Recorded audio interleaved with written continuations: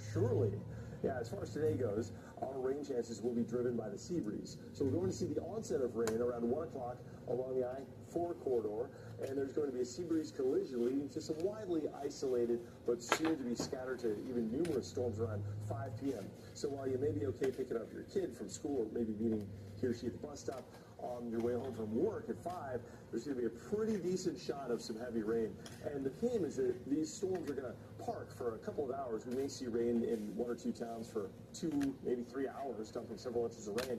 And then once the atmosphere has worked over this area, it'll then propagate southeastward toward Brevard County in yet untapped atmosphere with heat and humidity. So while it starts early in the Orlando area, it's going to hold off until probably this evening or early tonight for Brevard County. So that'll be a little bit of a change.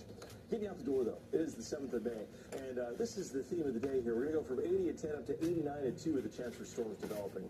So just as far as like the sensible weather, you step outside, what's it doing? We've got a quiet morning coming our way, but it'll be this afternoon. We got to watch out for the rain chances.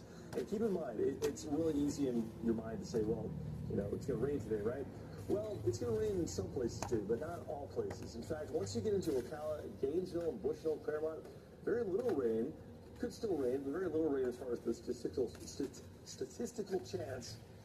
Easy for me to say, but from Orlando to Kissimmee, that statistical chance will be higher. And then a chance here as well at the beaches, but a lower chance till the afternoon.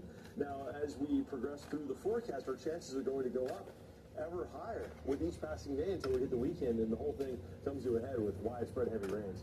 So the onset between 3 and 6 p.m. in yellow for Daytona to Orlando to Deltona to Kissimmee, and in orange from 6 to 9 will be the onset. So a little bit later here for Brevard County and for Osceola County down by Utah Junction, earlier onset if we get anything around Ocala.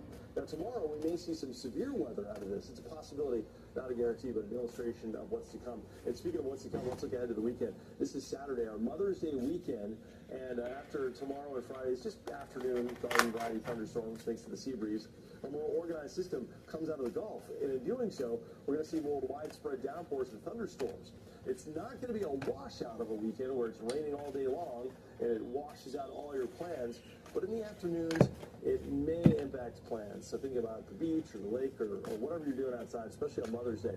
And then on Monday, as the front comes closer, we're going to have heavier rain approaching the area, and we could get some pretty serious soakers if this all comes to pass as looks possible as we get into the day Tuesday. So there's promise of some improvements in our drought conditions out there. We're looking outside, we're seeing a camera bouncing in the breeze. This is Daytona Beach, Volusia County, and some waves crashing ashore. Heads up, there's a moderate risk for rip currents, waves of 1 to 3 feet. 87 degrees will be the temperature with winds kicking up, that sea breeze developing right now, in fact. All right, here's the 7-day forecast.